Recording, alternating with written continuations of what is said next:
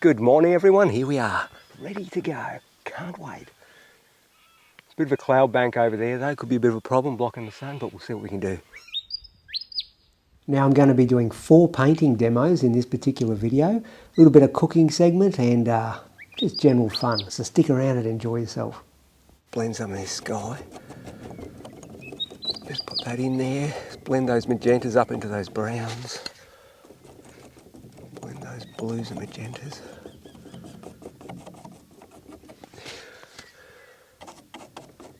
Now I've just anticipated the sun's not quite doing that yet. It will be in another few more minutes once it comes up over and lights up. But what I'm doing is anticipating, and then when it actually happens I'll fine tune it. Alright. Okay.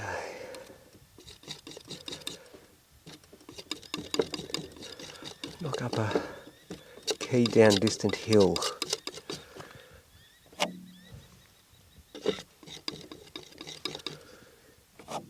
Magenta-y type tones.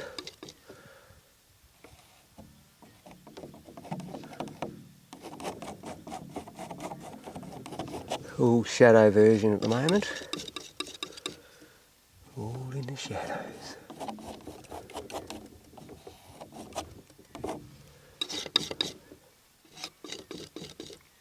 A bit more magenta with that mix. Those birds sound amazing.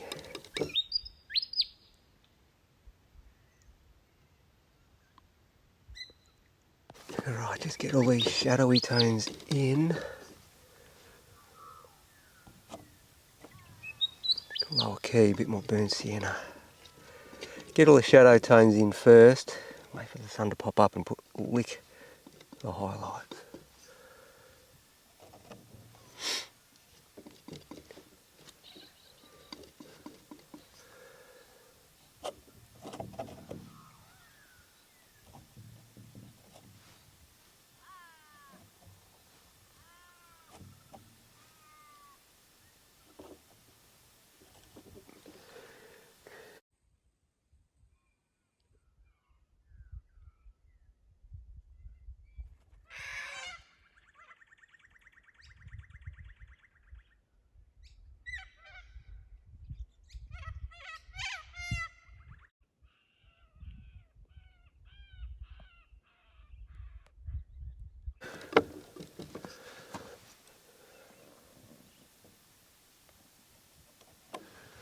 Every now and then there's a little bit of light.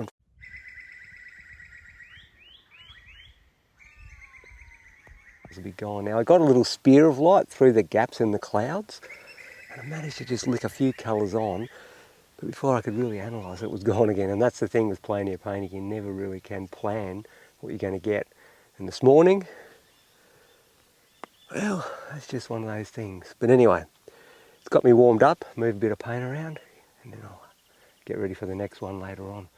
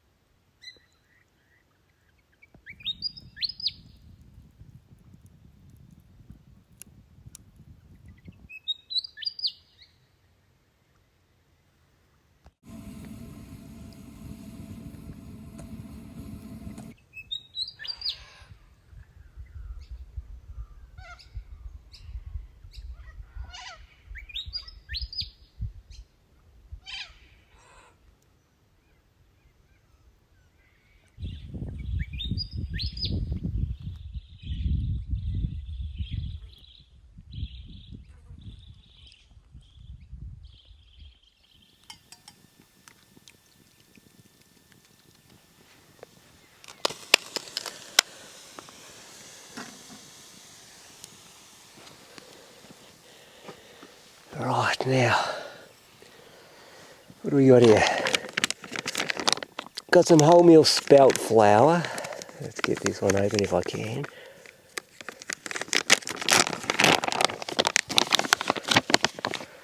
Go for a cup of that, I reckon. Decent sized cup that is.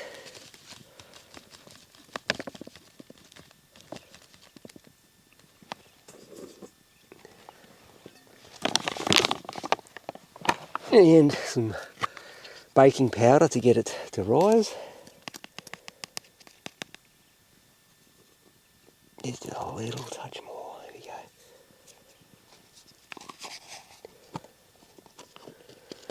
Alright, let's just mix all that up.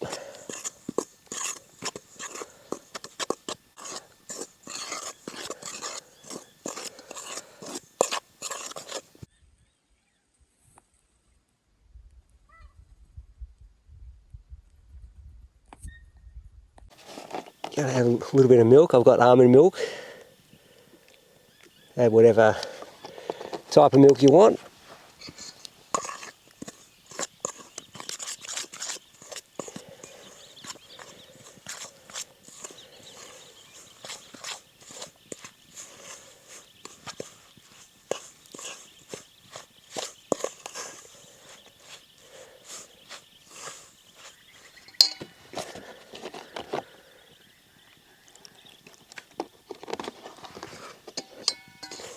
Just add a little bit at a time.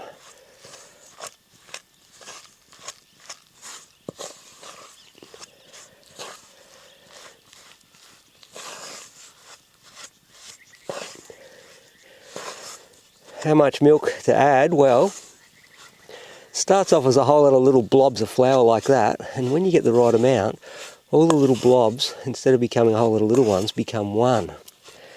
And you don't add any more than that. Now you can see here, this is probably about the right amount, because this is just turning into one blob. If it was a bit dry, it wouldn't turn into that one blob.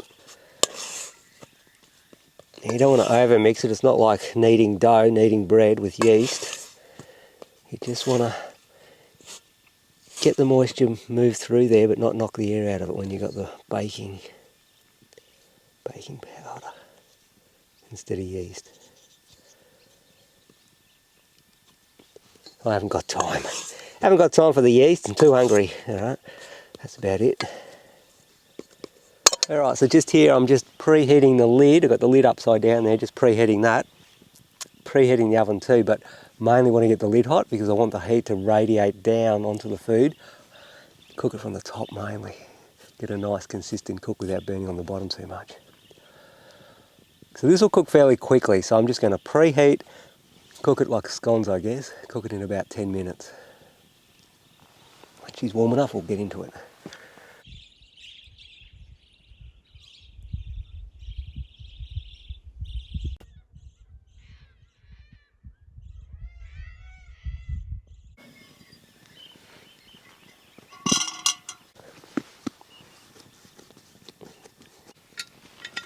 That preheated lid is absolutely hot.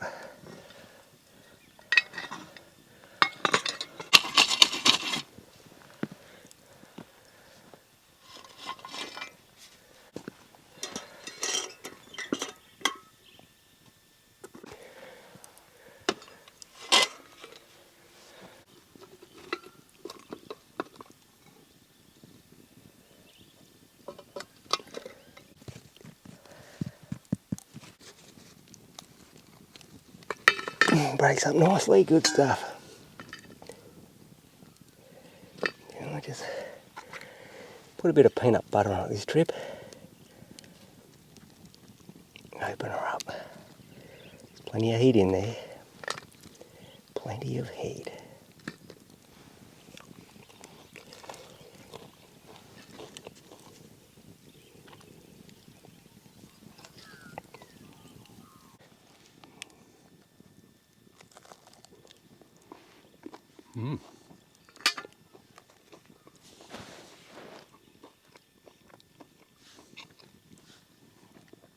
Delicious.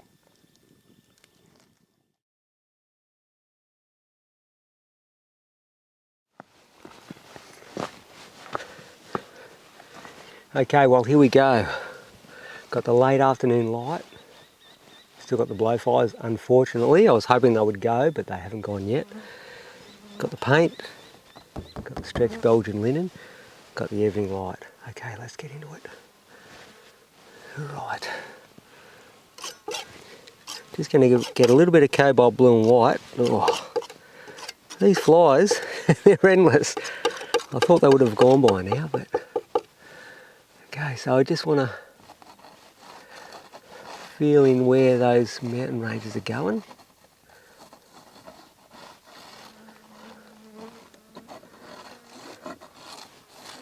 Okay, so we've got that in there. That'll be good. Yep, alright, yep. Yellow ochre and burnt sienna and white. Bit more burnt sienna, a little bit more white.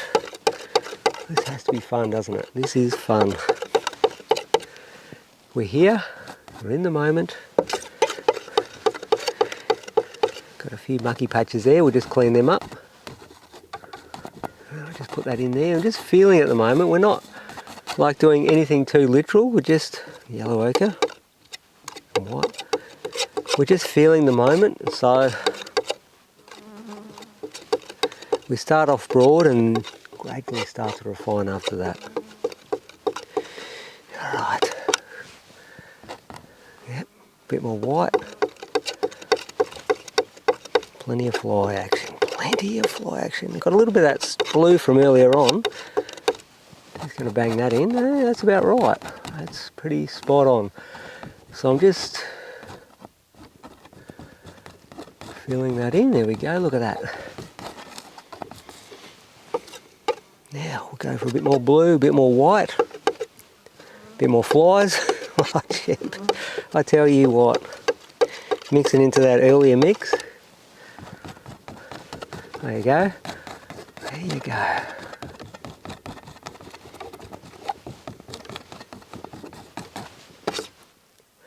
little bit more blue, a little bit less of those ochres. There we go. Put that in. Yeah, that's going on in alright. Mix that in. Big knife, little marks, just pump it in, look at that. A little bit more blue, bit of magenta, bit of white.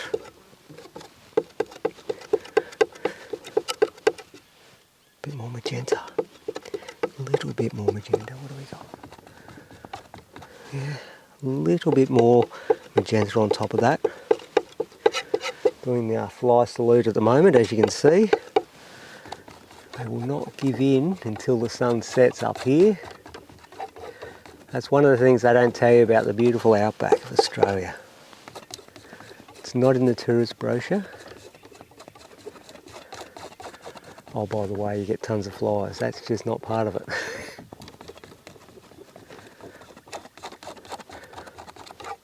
What's going on? Look at that. That's coming in.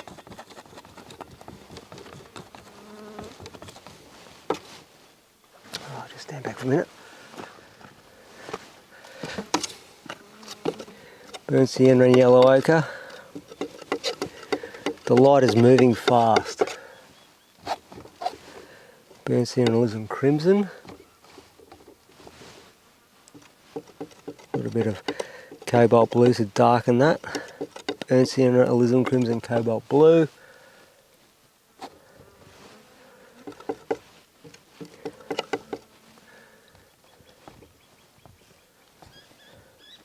Just throwing the darks in at the moment.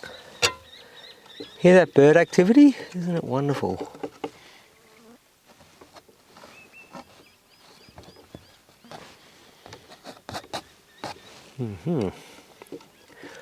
Burnt sienna, alizarin crimson, cobalt blue. Just establishing some of these darks.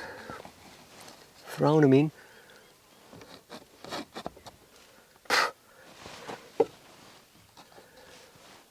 Look at that.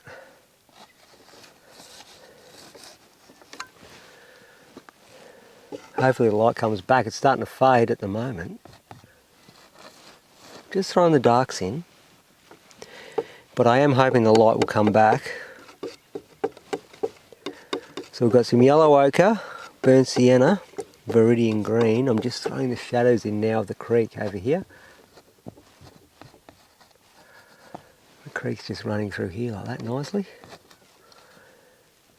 A few greens in here. A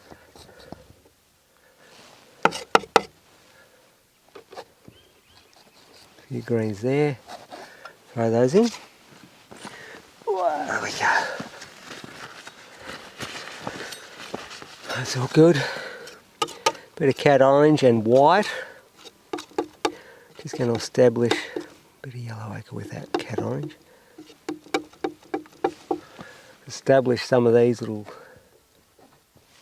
high key colours that seem to be popping at the moment.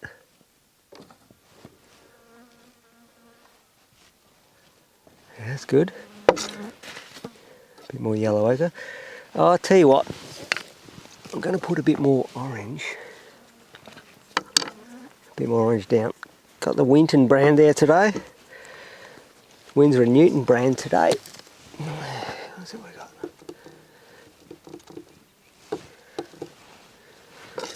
Okay, now viridian green and white over here separate.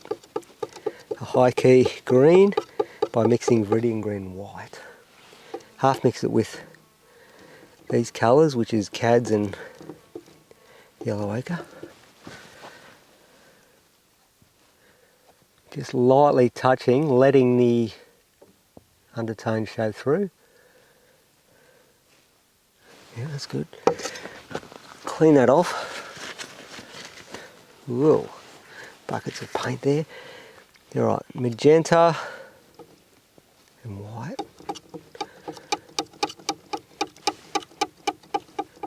Magenta and white, beautiful. Now cad orange and white over here. Some cadmium orange with a bit of white. Now half mix it with that magenta. What do we got? What do we got? Oh yeah.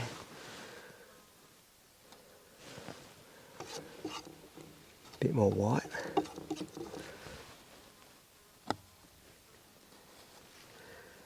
So what I'm doing is throwing the most obvious colours and tones in. Half mixing.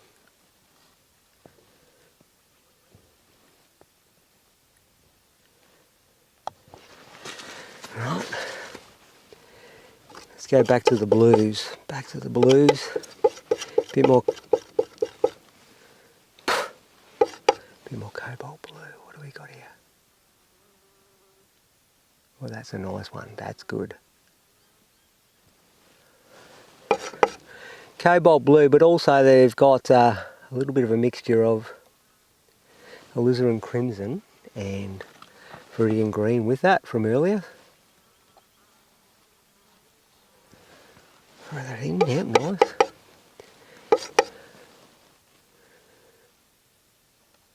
Clouds. I can't believe how quickly that light's changed, like it's almost gone now. It's almost gone.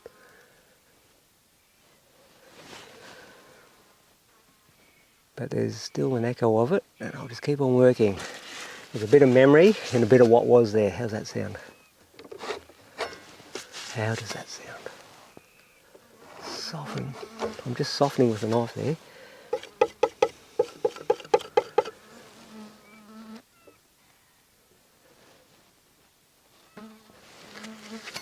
Some pale blues.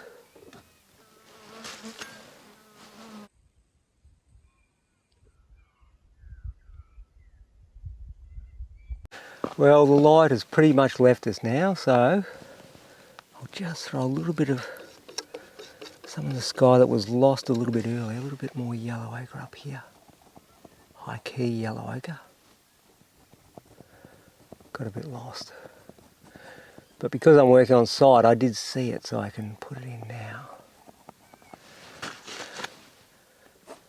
Just spread it around a little.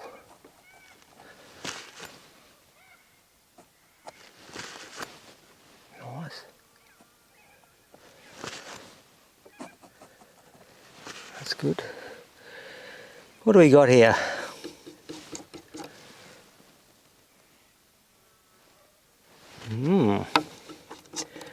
a bit more white.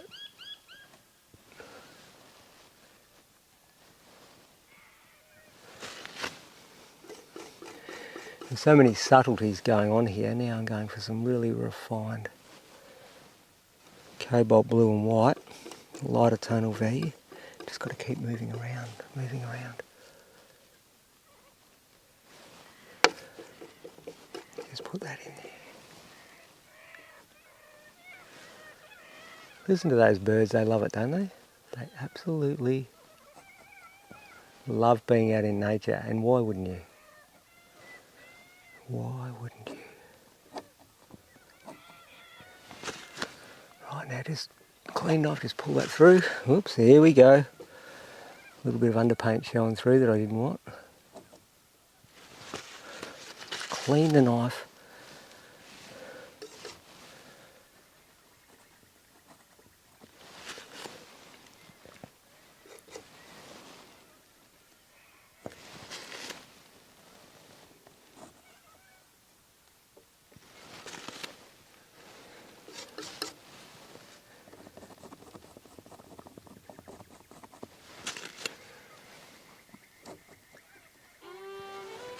Let me have a look at that.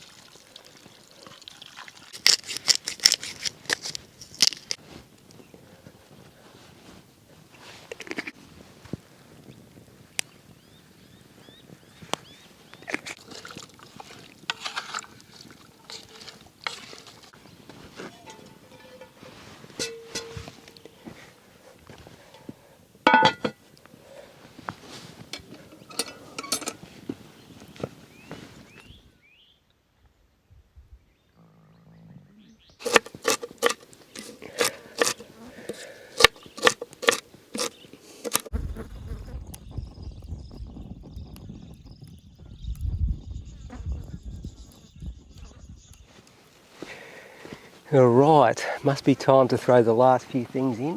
Let's have a look. Let's just get the lid off, see what we've got here, eh? See what we've got. That's going alright.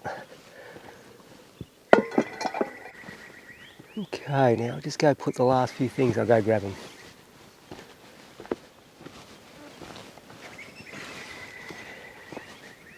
Alright, now this is the red cabbage. She's going in late. I've cut it probably about 40 minutes ago, and that's the idea, using the chop and hold method. What happens with cruciferous vegetables, which is, you know, your broccolis, your kales and cabbages and whatnot, they have this chemical reaction when you chop them or eat them. Produces sulforaphane. And that happens like in smoothies. If you chop it up, it breaks up the cell walls and away you go, or if you use your teeth and eat it. But if you chop something and throw it in straight away, the heat will actually destroy the chemical reaction. You won't get the sulforaphane.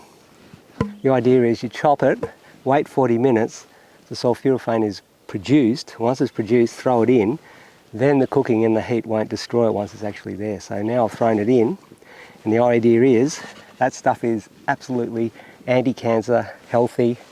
You would have heard about kale and all the other stuff, cabbages, superfood, but that's the way to do it. Chop and hold method. If you haven't got time to chop and hold and you want to throw it in straight away, another way you can get the sulforaphane is chop it, throw it in, but then at the same time, what you do is you chop a little bit more and dice it up, and right at the end throw a little bit in raw, and that raw stuff has the chemical reaction in it, and that will pull the good gear into the rest of it. So either way, but this is a good way to do it. So I've waited 40 minutes after chopping it. Now I'll mix her in. Got a few other goodies, last minute goodies to throw in. Okay, so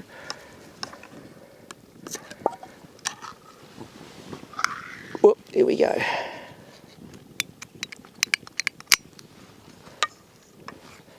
Just going to drain this off. Where will I drain it? I might as well drain it here.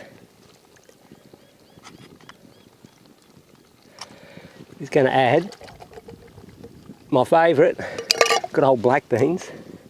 We'll do a couple of them, a couple of tins of black beans. That's my protein from when I'm out here in the bush working hard. Gotta have your protein. As you may have guessed by now, I'm plant-based.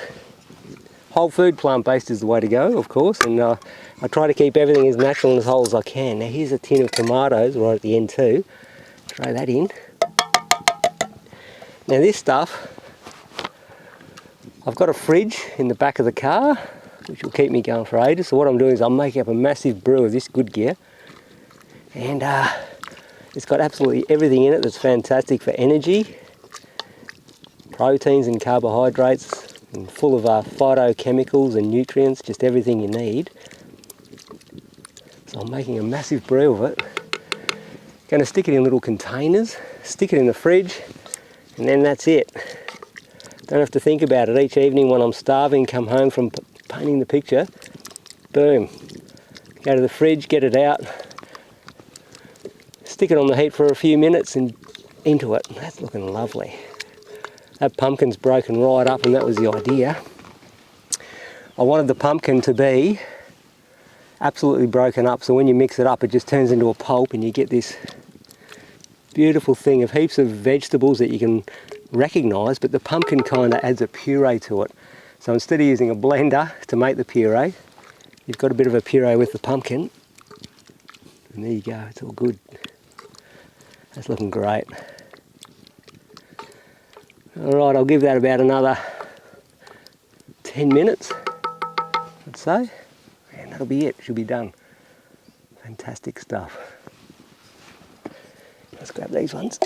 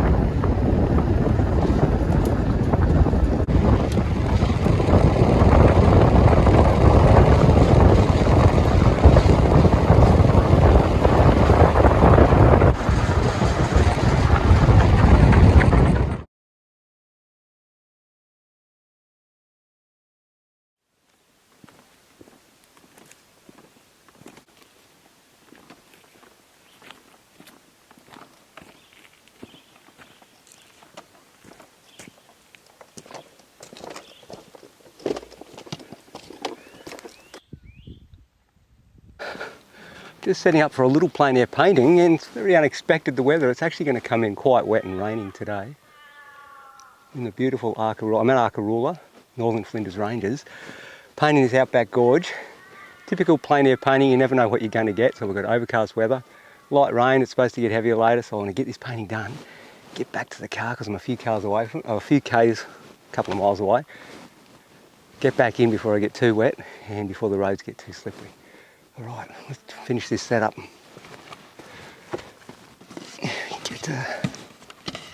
Get the palette on. Yeah, so I'm really going to concentrate on capturing that beautiful water tape, the reflections, and just the tranquilness in general. Okay. A couple of clamps. Can go on there. Did a bit of a number on this easel before I came out bush. It was all starting to fall apart, getting all rickety. I've glued it all back together and whatever, so it's a lot better neck, all ready to paint.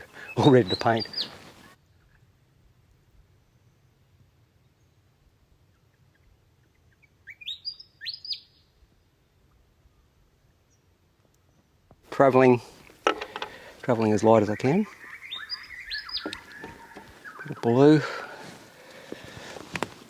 Bit of burnt sienna.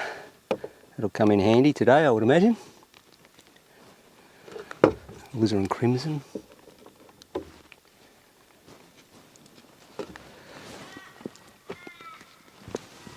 Yellow ochre and white. Earthy tones. How much yellow ochre today, right?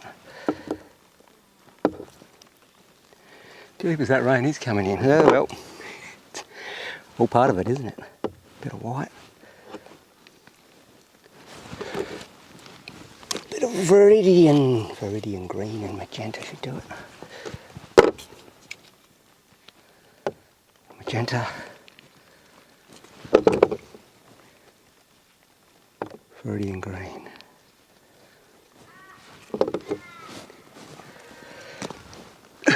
Tiniest bit of cat orange for a bit of a spark here and there when we need it, eh? Just to help pep it up a little bit if it needs it. Alright, let me have a look what we're doing here.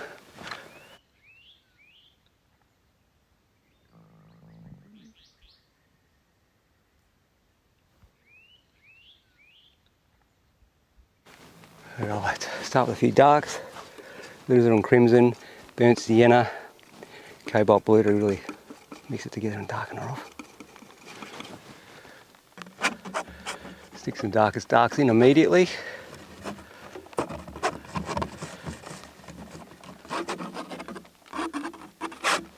Here comes that rain.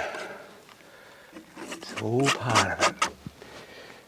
Burnt sienna, cat orange. Just going to start straight away knocking some colours and tones in, eh? That burnt sienna combination. Cat orange is looking alright.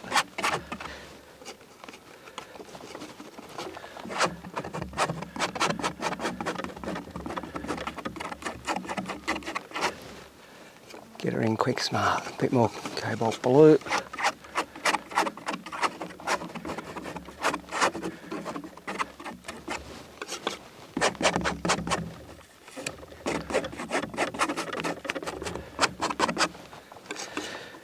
Bit more darks. Might just add a little bit of white now just to frost it off a bit. Burnt siennas.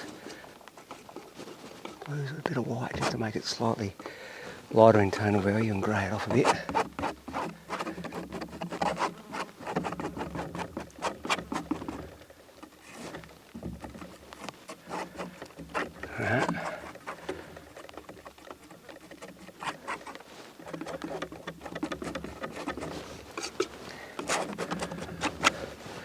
Right, get some water in. What do we got? Burnt sienna.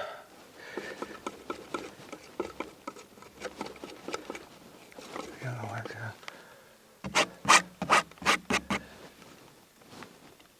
Tiniest twang of viridian green. Yellow ochre.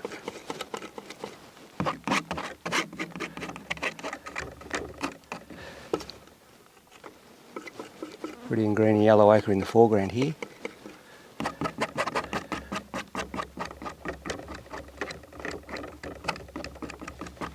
Stand back. That's alright. But sienna, white.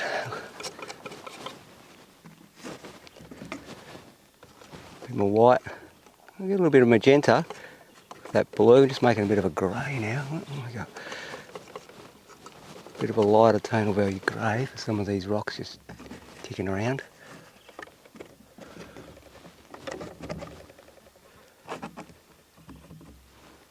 Nice rock escarpments and things.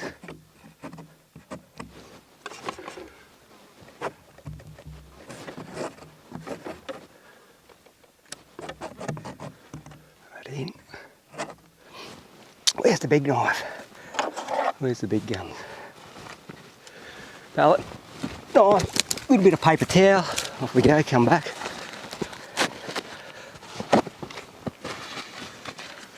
Alright, now in here, it's purely dark there.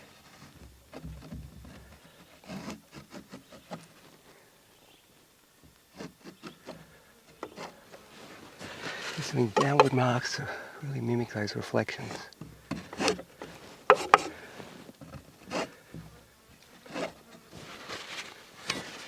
Quite clean each time.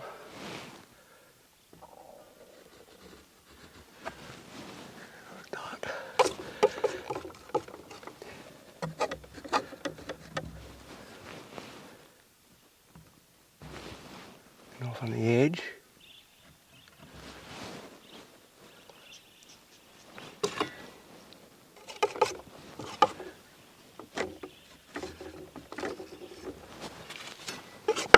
White, green, a bit more white, yellow ochre, viridian green.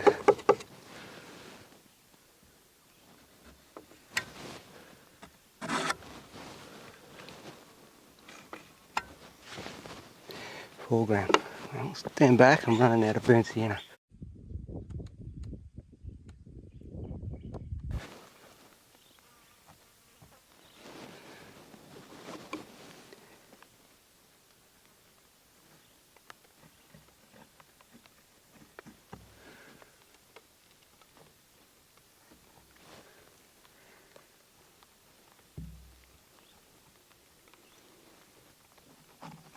Bit of light on the edge here and there.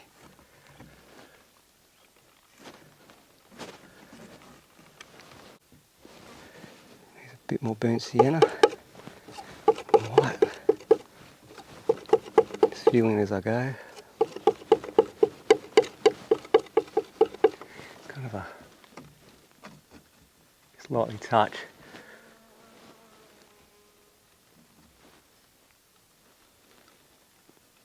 Kind of a grey green it is.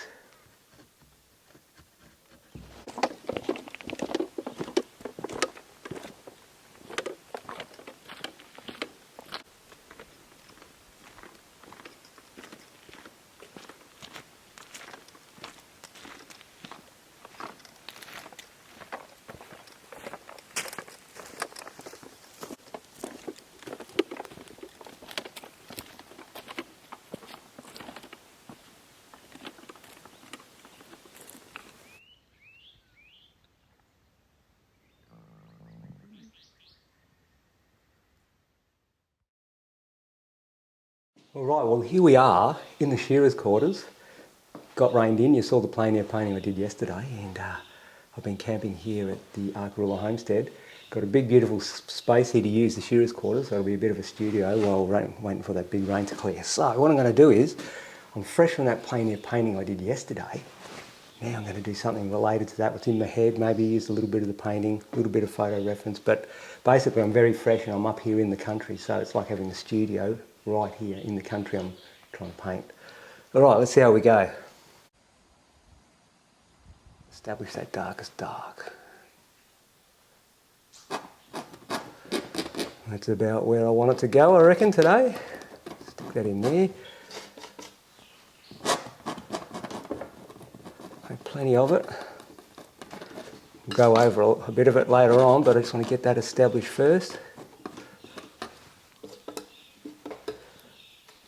Mix up a bit more.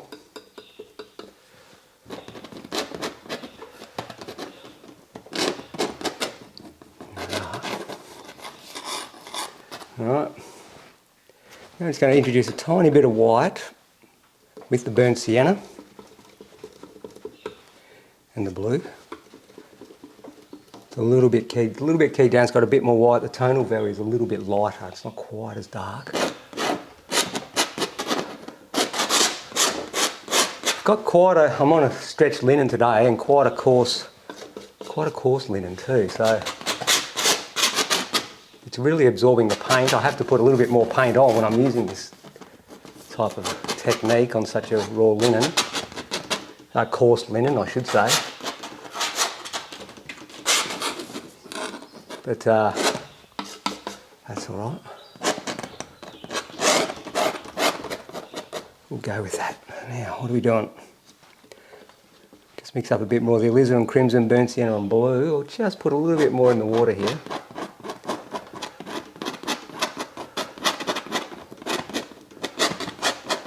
Alright, that's pretty much how I want that. Just stand back and have a look.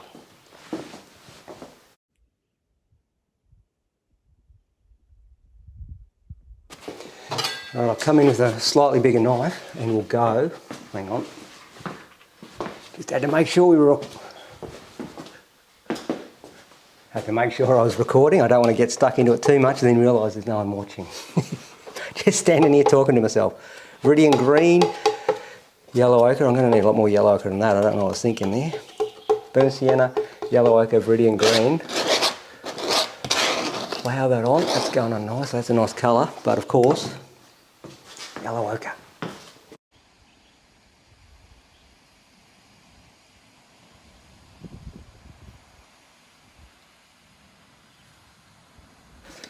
Alright, got the cartridge out. Hang on a sec, there we go. One more yellow ochre. I'm going to use a bit of that today on this coarse linen. I can see that. Burnt sienna, viridian green. More yellow ochre, that's got too much viridian. And more burnt sienna.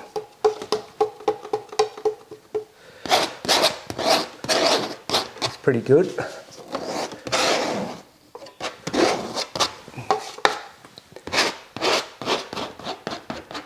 The edge is nice.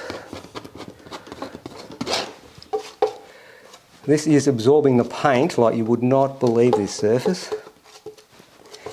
Buckets of paint have to be involved. Now I've only got the little palette too. Can't believe it, I left my big palette, the main one I work with, I left it at home, didn't I? Oh dearie me. So, bigger painting with a little palette.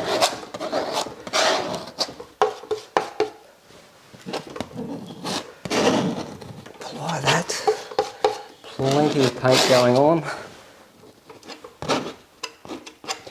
Get that into the corners. Right, a bit more yellow ochre, a bit more burnt sienna, green, yellow ochre. It's quite nice up here, even the rain. It very rarely rains up here. It's a very arid country. But quite pleasant being here on this rainy weather. I've actually been rained in. The roads are closed. I can't leave at the moment. Dirt roads, when they get wet, they're very clayey roads, and when they get wet they just turn to almost like ice. They just slip and slide. You end up wrecking the road trying to get anywhere, so they close the roads. Don't actually know how long I'm stuck here for, but either way, what I'll do is I'll be here painting. This is a good solution in the shearers' quarters.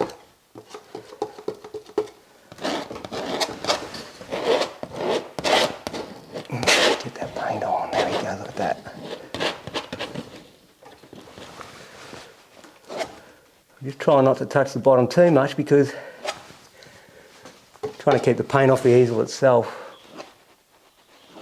Not that that's really too much of a problem. I guess I can wipe it off, but yeah.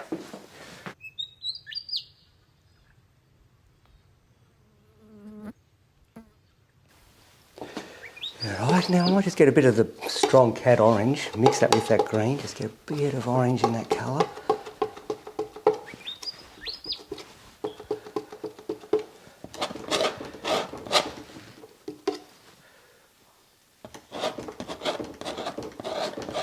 just in here where the reflection of the cliff's going to be.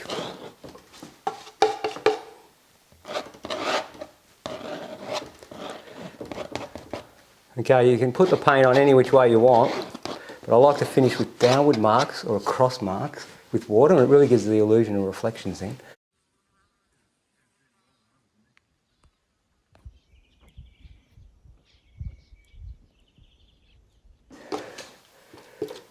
Burnt sienna orange, tiny bit of white just to frost it off a bit.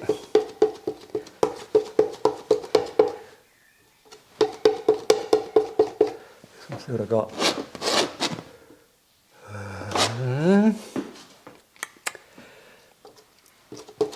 Burnt sienna on blue, just want to make some parts a little bit greyer, darker tone value.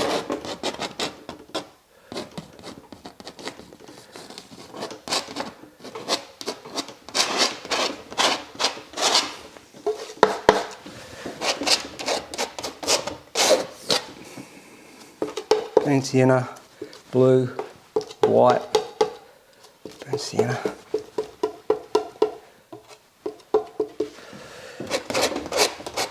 Get that paint on.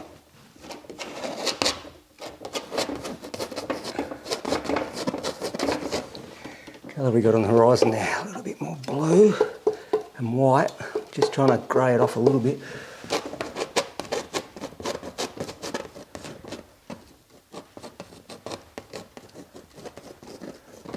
Along those lines. There we go. Now it really does help being there yesterday, super fresh. Did a beautiful walk in, a few miles or kilometres, whichever way you work, whatever scale you're working, to get into where I was, and likewise to get out. Going down there. Just with all the hills around you, really absorbing all that stuff, great.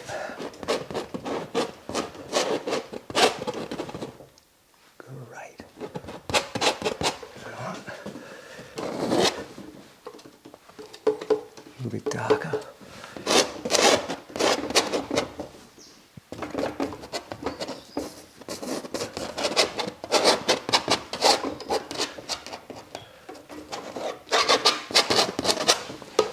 Right. Yellow, ochre and orange. Bit of white to frost it off a little bit.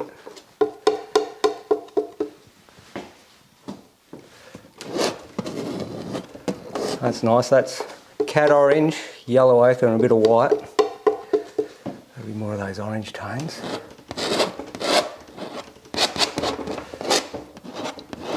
Putting it back into the water as well.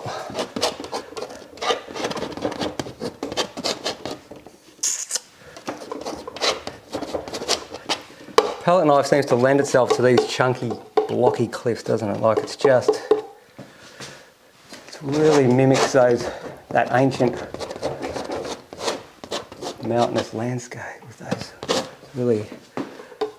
really hard rock country, old ancient landscape. Cobalt blue, burnt sienna, a bit of magenta thrown in for a bit of variety.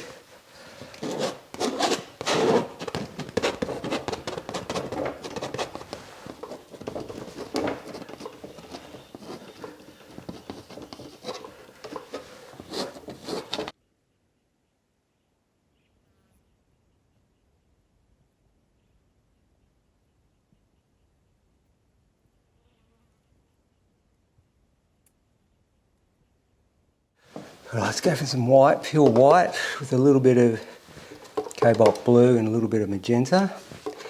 And these are the colours I was using yesterday when I was on site, when I could see exactly what was going on. They're the colours I preferred to use. I'll go a bit more blue than that.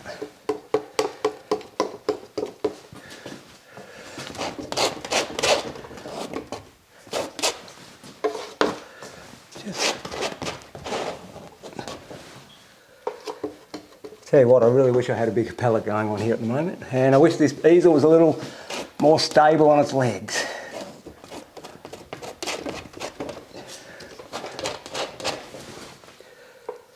It's just the way it is.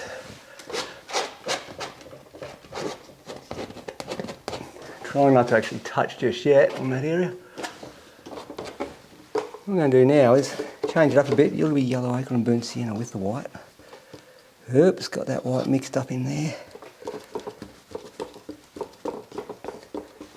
Twang of yellow ochre in that now, just to give it more of a sunlight and shadow effect. You've got the feeling of slight shadows in the clouds in that kind of magenta colour, and slight feeling of where the sun, direct sunlight's shining through more on the cloud with more of that yellow ochre.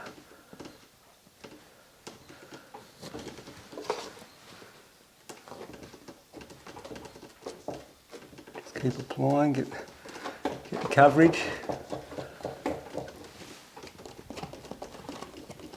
Nice and neat up on the edge there.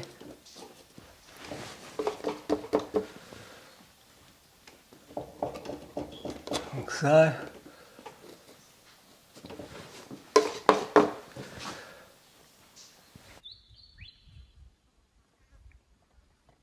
Now, change tack a little bit, go for a bit of burnt sienna with those whites.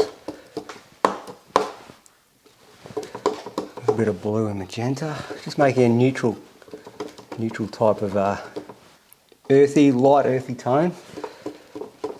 So I've got some cobalt blues, burnt siennas, a bit of magenta thrown in.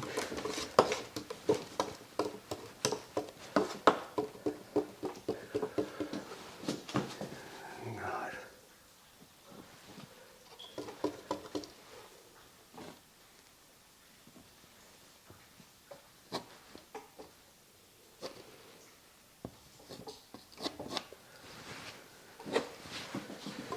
Just apply that paint.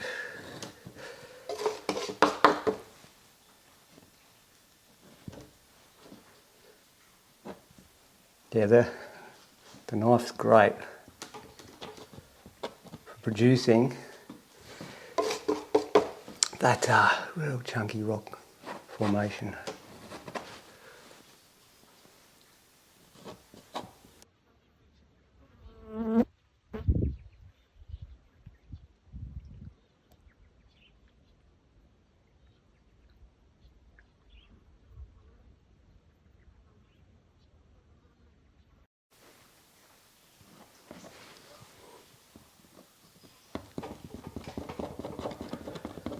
Just getting it down a little, softening her up a little.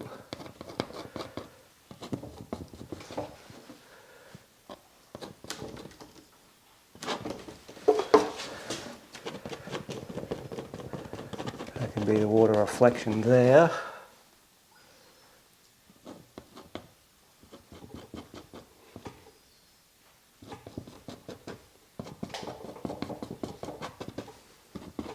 It's like a keyed down version, it's slightly softer. Weaker in colours and tones, slightly weaker than what's up above.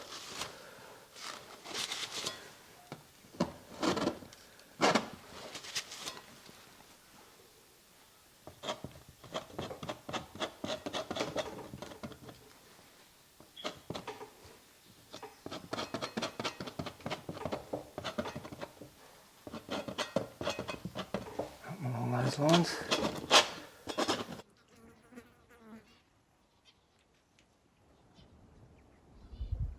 As I was saying, keying down and softening this stuff.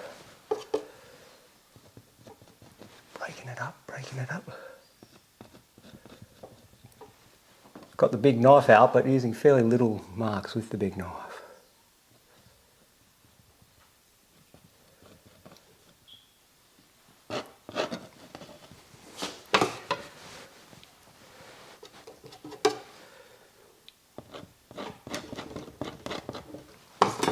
White, I want the orange. The white off the knife. I want the orange.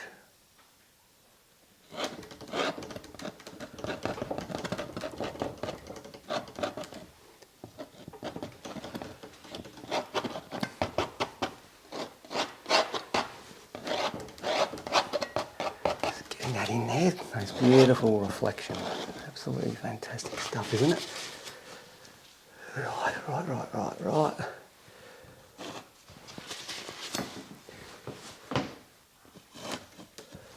Blending here and there.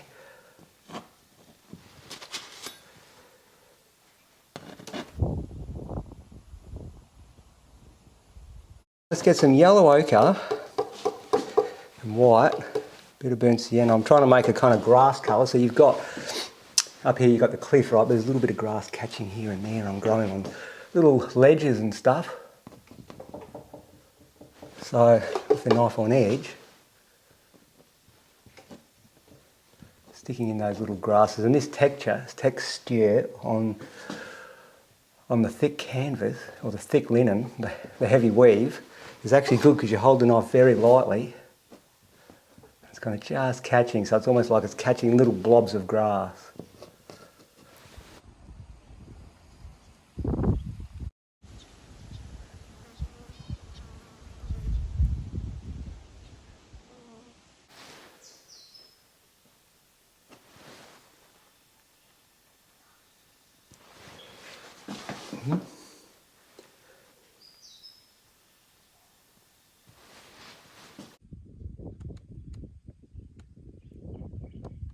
Alright, light tones, whites and whatevers. Sticking some refinement in certain areas.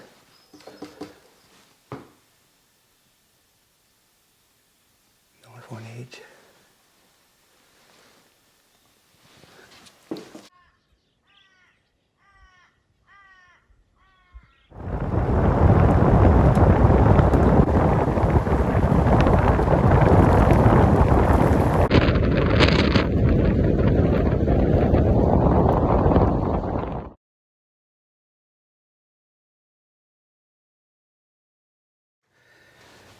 Alright, well here we are, back home in the studio now. Had a fantastic trip out there, a little bit unexpected I must say, all that rain in the outback, but at the same time gave me a new way of looking at subject matter I'm very familiar with. So totally enjoyed myself on the whole, and I hope you guys enjoyed all the other stuff, the smaller plein air pieces, a bit of campfire cooking, just the behind the scenes as well as the main plein air piece.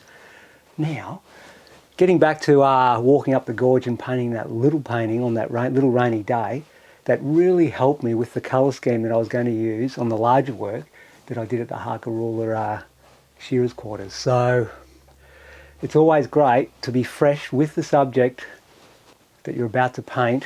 Little preliminary studies are absolutely the way to go.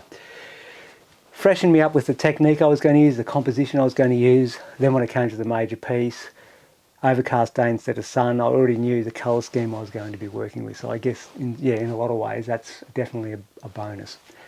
Now, as far as this piece, I've got it back out now that I'm home and I'm looking at it again. Got it out of the painting box, and thought I'd just put a couple of touches. I didn't want to change the original impression too much, but at the same time, I felt like I could just finish it that little bit more. So I just put a little bit of foliage in here and there, a little few flecks of foliage to suggest some nice little trees just hanging on for life on the edge of the cliff face there and whatever. A few branches, a few more dots and lines and subtle reflections in the water. So just a couple of finishing touches, but on the whole, still got that raw original application of the original painting.